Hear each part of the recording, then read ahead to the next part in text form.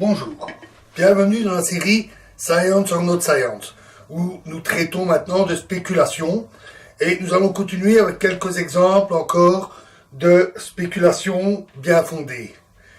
Alors,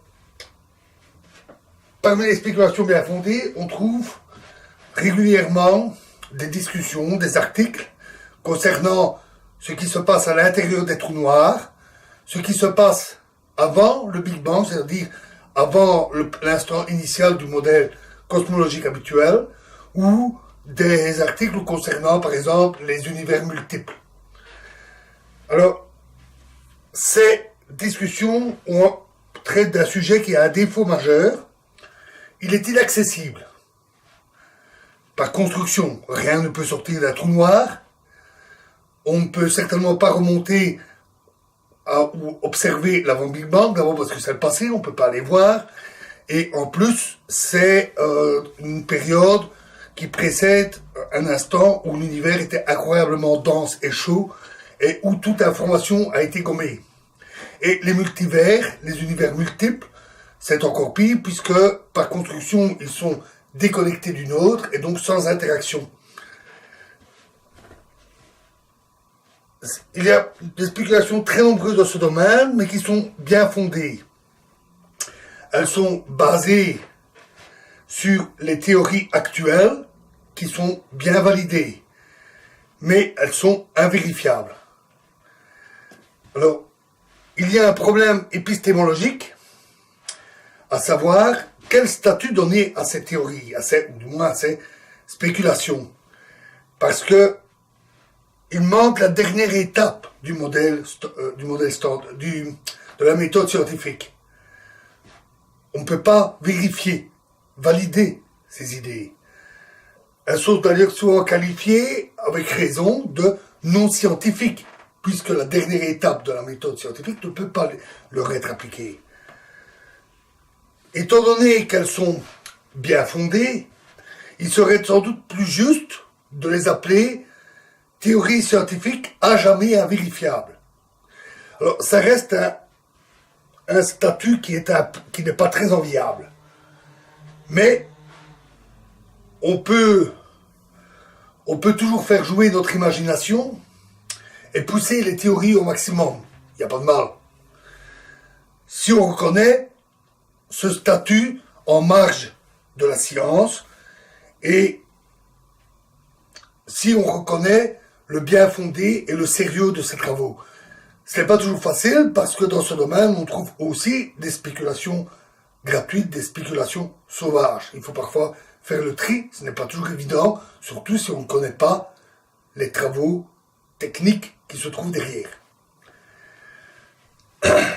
Un autre domaine est la gravité quantique. Alors nous en avons déjà parlé à propos des unifications de théories. Et on avait signalé le manque de données expérimentales qui permettent de valider ou de faire le tri entre les différentes idées, les différentes hypothèses et les différentes théories de gravité quantique qui ont ainsi été élaborées. Mais elles sont bien fondées, là aussi, sur les théories existantes, avec des hypothèses claires, et elles prédisent des expériences qui pourront être réalisées au mieux dans un futur proche. Donc les expériences pourront être réalisées.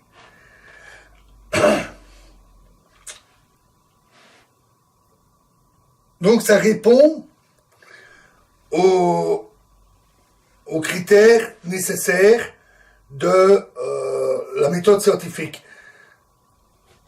Toutefois, il faut aussi signaler que les expériences à mener, qui devront être menées, dépendent des théories en question qui doivent prédire un certain nombre de résultats. Ce qui n'est pas très facile, car ces théories ne sont pas toujours matures, elles sont extrêmement difficiles d'un point de vue mathématique. Donc, cela a mené parfois des critiques. Elles ont parfois été qualifiées de non scientifiques ou de pure spéculation mathématique. Alors, c'est faux, puisque elles sont réfutables par l'expérience, simplement, les expériences, on ne sait pas toujours les mener. Et elles ne sont pas que mathématiques, puisqu'elles sont basées sur des théories validées et de l'éventuelle expérimentation, certains en partie un peu maintenant, mais pas encore assez, et plus tard dans l'avenir. Donc, la seule chose qu'on peut dire à propos de la gravitation quantique, c'est que il ne faut pas se décourager. Continuons à travailler et attendons que la technique et les expériences progressent. Citons encore un exemple de spéculation bien fondée dans un domaine en dehors de la physique. C'est l'exobiologie. Alors, l'exobiologie, c'est l'étude de la vie extraterrestre. Alors, c'est pas les études des ovnis, hein. C'est l'étude de la vie telle qu'elle pourrait exister sur d'autres planètes. Par exemple, y a-t-il eu de la vie sur Mars? Y a-t-il de la vie pouvant se trouver sous les grosses couches de glace de Europe et Encelade, des satellites de Jupiter et Saturne? Y a-t-il de la vie sur des exoplanètes, des planètes situées autour d'autres étoiles? Alors, elles se basent, ces études, sur les différences de ces mondes, leur histoire, leur température, leur gravité différente de la gravité terrestre, la lumière qui peut être différente, par exemple une étoile plus bleue ou une étoile plus rouge. Alors, les critiques pointent parfois l'exobiologie comme étant une science sans sujet. Sans sujet parce qu'on n'a toujours pas trouvé de vie en dehors de la Terre. On critique aussi parfois en disant qu'on ne connaît pas suffisamment bien la manière dont la vie est apparue sur Terre. On a les grandes lignes, on a un certain nombre de détails, mais on n'a pas tout le scénario. Certains éléments nous manquent encore. Même si on a beaucoup progressé ces dernières années. Et donc, si on ne sait pas exactement comment la vie est apparue sur Terre, que dire sur d'autres planètes? On dit aussi que il n'y a qu'un seul exemple de vie, c'est la Terre. Et que donc, il est très difficile d'extrapoler sur la manière dont la vie pourrait exister ailleurs.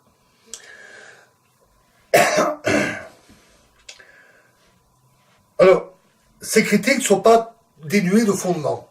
Elles sont exactes. Mais, il n'empêche que l'exobiologie a le même statut qu'une théorie qui n'est pas encore validée. Elle est basée sur des choses que l'on sait, sérieuses, rigoureuses, la vie, la biologie moléculaire, les exoplanètes qui sont observées autour des autres étoiles, et l'expérience dans l'avenir permettra la recherche de traces de vie ou de marqueurs indubitables d'existence de vie. Par exemple, de l'oxygène très abondante serait un indice plus que fort.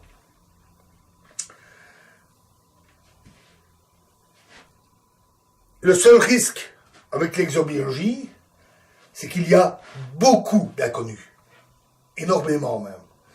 Et donc, si on veut tenir des raisonnements complets, on doit poser des hypothèses, au risque d'en poser trop, et de basculer, parfois involontairement, dans la spéculation sauvage. Donc il faut être très très prudent dans le domaine de l'exobiologie. Alors voilà, des exemples comme ça, je pourrais vous en sortir beaucoup, de spéculation ou de actuelle ou de spéculation réussie. J'en ai donné 2 exemples, mais il y en a bien d'autres. Pour en citer encore un, tiens. La découverte du neutrino. Alors le neutrino, il est émis dans un processus radioactif appelé radioactivité bêta. Un neutron se désintègre dans un noyau atomique pour donner un proton, un électron et un neutrino. Mais le neutrino est particulièrement évanescent. Donc au début, les physiciens, tout ce qu'ils voyaient, c'était que ça donnait un proton et un électron. Et les lois de la conservation de la quantité de mouvement et de la conservation de l'énergie indique alors que l'électron qui est émis doit avoir une énergie bien précise. Mais ce n'est pas ce qui est observé. On observait que l'électron avait un spectre d'énergie assez large et inférieur à la limite attendue. Alors, il y avait deux possibilités. La première, c'était que l'énergie n'était pas conservée. Et ça, c'était quelque chose pour lequel les physiciens n'étaient pas tout à fait prêts, et ça peut se comprendre. Nous en reparlerons d'ailleurs dans un instant. L'autre possibilité, c'était qu'il y avait une autre particule qui était émise et qui emportait l'excès d'énergie. Pauli postula alors l'existence d'une telle particule, appelée neutrino ou petit neutre, parce que c'est une particule sans charge électrique et de très très faible masse.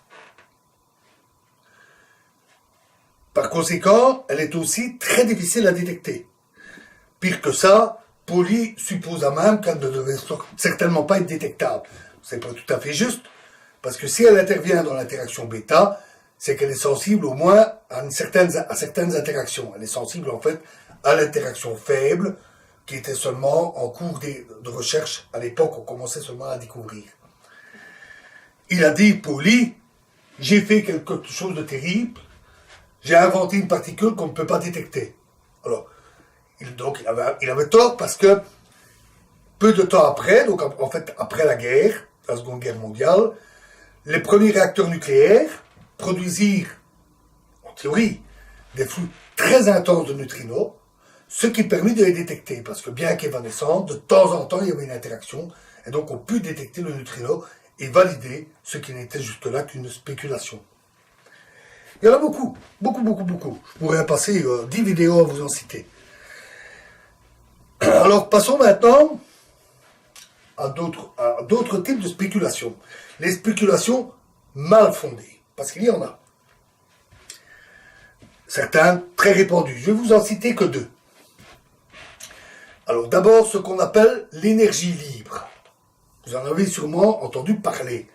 C'est les machines à mouvement perpétuel qui violent la conservation de l'énergie ou la seconde loi de la thermodynamique, qui dit que tout système évolue vers le désordre, en gros. Notons d'abord que le nom est assez mal trouvé, parce que pas de chance, il existe de très longue date un terme en thermodynamique appelé énergie libre, mais qui n'a rien à voir avec ça. Ici, je parle bien des machines censées produire de l'énergie à volonté. Leur nom vient du fait que cette énergie serait gratuite, libre.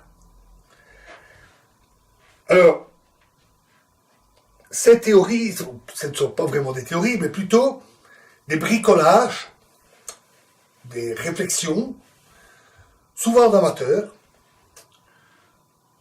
qui essayent d'imaginer toutes sortes de machines qui produiraient de l'énergie à volonté, souvent à base d'aimants ou de systèmes de ce type. Et les raisonnements qu'ils tiennent ne se basent que sur des idées très vagues, de simples intuitions. Il n'y a rien, absolument rien dans les données expérimentales qui donnerait à l'idée que la conservation de l'énergie puisse être violée. Il n'y a rien non plus dans les théories actuellement validées qui indiqueraient une telle possibilité. Donc, dans cette approche, il manque les premières étapes de la méthode scientifique. Et ça, c'est grave. Pire que ça, tout ce que nous connaissons indique que l'énergie est conservée. Et c'est encore pire parce que, généralement, quand on définit un type d'énergie, on la définit de manière à ce qu'elle soit conservée. Parce que le physicien préfère manipuler les quantités conservées. Et donc, ils définissent cette quantité de façon à ce qu'elle le soit, qu'elle soit conservée. Donc, on peut même dire que non seulement il manque les premières étapes, mais que si on essaie de satisfaire ces premières étapes, tout va à l'encontre de cette idée d'énergie libre. Dans les articles ou souvent des sites internet que l'on trouve sur le sujet, on trouve parfois des justifications, avec des guillemets, hein, sur le fait qu'il resterait encore des mystères mal compris dans certains domaines scientifiques. En général, des choses concernant le magnétisme ou les fluctuations quantiques du vide, qui sont souvent très à la mode. Mais ces affirmations sont fautives. En fait, on maîtrise très bien ces sujets-là, on les connaît très bien. Il n'y a pas vraiment de mystère. Il n'y a pas de mystère dans les fluctuations, dans les champs magnétiques et dans les fluctuations du vide, connues de longue date, maîtrisées avec des effets connus, aucun mystère. Par conséquent, leurs affirmations viennent plus d'une méconnaissance du sujet et d'une absence de connaissances théoriques. Souvent, les preuves avancées utilisent des vidéos. Je crois qu'on peut dire sans ombre d'un doute que les vidéos, beaucoup sur YouTube, sont le pire moyen de preuve. Le pire qui soit. D'abord parce que c'est très facile de truquer une vidéo. Et je parle même pas de trucage cinématographique, simplement parce qu'on filme ce qu'on veut bien filmer. On ne montre pas nécessairement tout. Et en plus, rien n'est vérifiable. Vous avez qu'une vidéo, vous n'avez rien faire d'autre que de la regarder. Vous ne pouvez rien vérifier.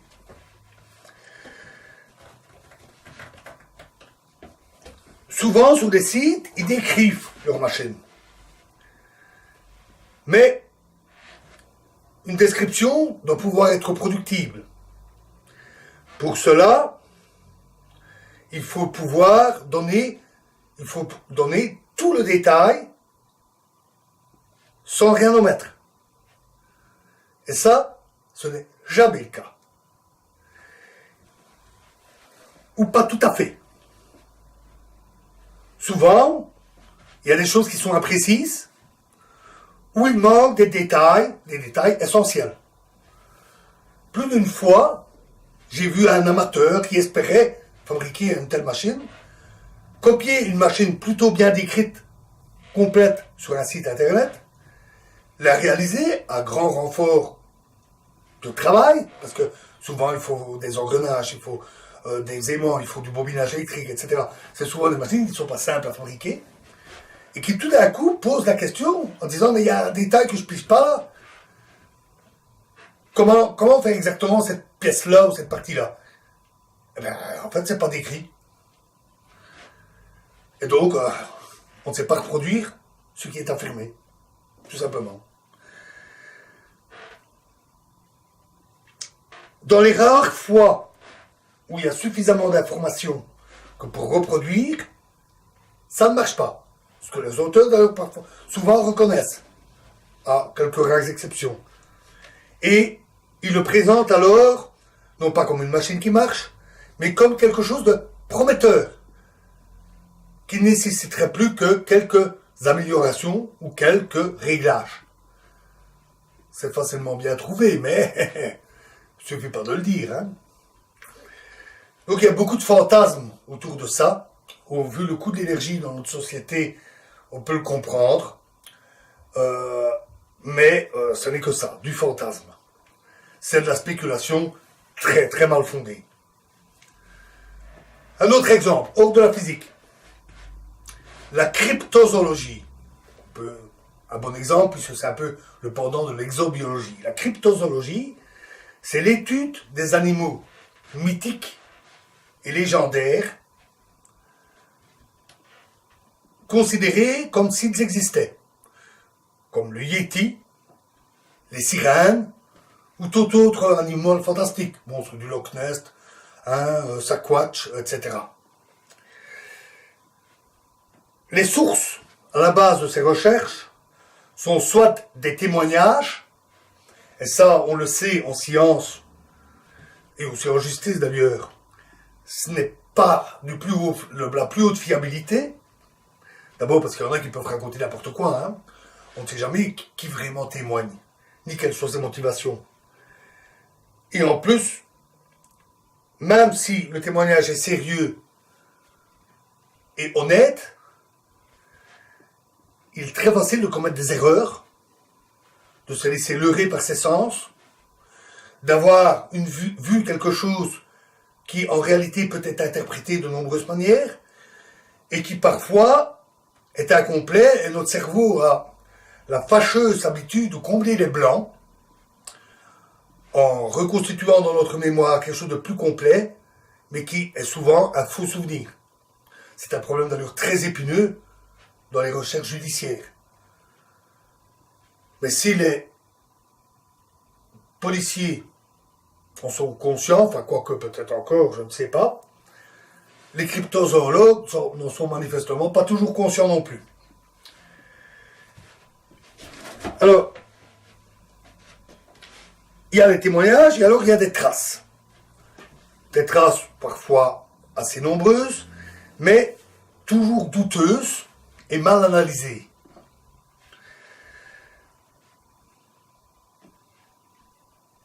C'est par exemple des traces du Yéti. Alors il se fait que récemment, les scientifiques ont publié une étude, une analyse sur les soi-disant traces de Yéti, souvent des touffes de poils, qui auraient été laissées, d'après certains témoins, par le Yéti. Ou que ceux qui avaient trouvé ces indices affirmaient ne pas pouvoir correspondre à un animal connu. Donc on a fait des analyses ADN sur ces traces, sur ces poils, et ce qu'on a découvert, c'est que tous les échantillons, sauf un, étaient des échantillons de poils d'ours brun, un animal relativement commun dans la région. Sauf un qui est en fait des poils de chien. Donc, pas de traces de Yéti.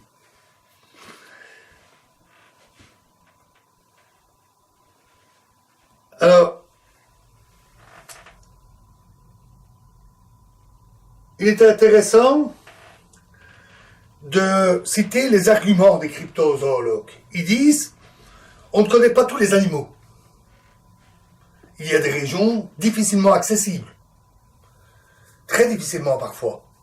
Même dans notre monde moderne, avec 7 milliards d'habitants, des moyens comme les satellites, etc., il y a encore des zones qui sont difficilement accessibles, c'est pas faux.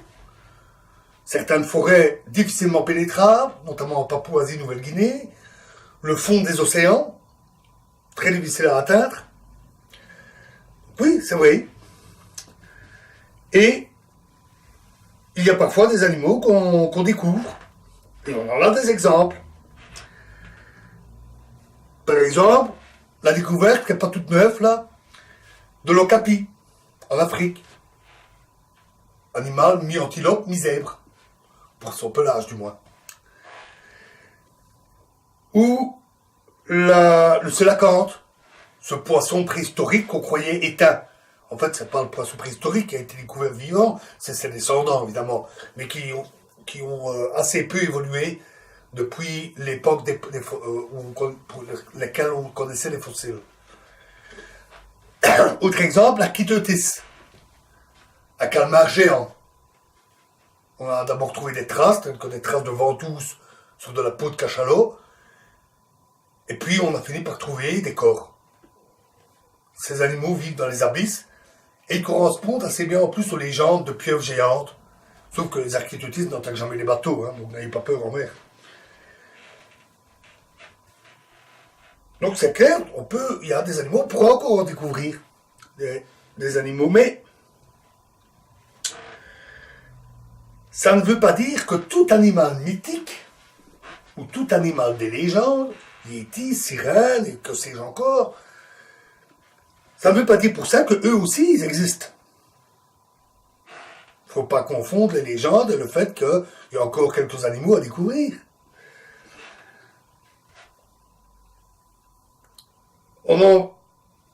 Ce qui fait que on entend souvent des remarques du genre, alors une remarque générale, qui ne s'applique d'ailleurs pas qu'à la cryptologie, c'est oui, mais lui là-bas, on ne voulait pas le croire, et pour finir, on a découvert qu'il avait raison. On peut citer Galilée, on peut citer, excusez-moi j'ai oublié son nom, celui qui a découvert la dérive des continents, et d'autres cas. Alors, on pourrait discuter de ces cas-là en détail, Est-ce que c'est vrai ou pas, ce qu'on raconte un peu à leurs propos? Mais là n'est pas la question. C'est pas parce qu'un autre a eu raison qu'on a raison. C'est un renversement du sens de l'implication. Vous dites que j'ai tort, vous disiez ça lui aussi, mais il a raison, donc j'ai raison. Ah non, ça fout, hein. C'est pas une preuve, ça, hein. Souvent, on dit « Ah, mais l'absence de preuve n'est pas la preuve de l'absence. » C'est une citation bien connue. Oui, on n'a pas trouvé de trace de telle bébête. Mais l'absence de preuve n'est pas la preuve de l'absence. Il sont obligés de dire aussi que l'absence de preuve n'est pas la preuve d'existence. C'est pas parce qu'on n'a rien trouvé que ça existe, au contraire. Là aussi, il y a un renversement de l'implication. Une erreur logique assez commune, hein. Alors,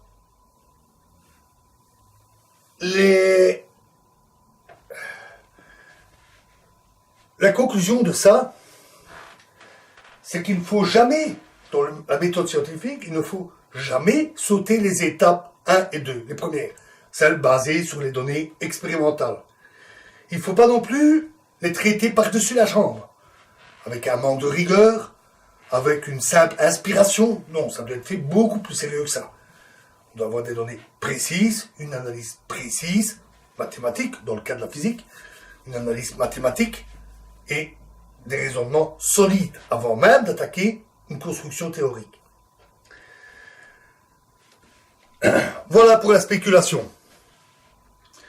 Alors, dans la prochaine vidéo, nous attaquerons les aspects de la science pratique. Donc, comment se fait la science en pratique? Comment ça se fait en réalité? Je vous remercie.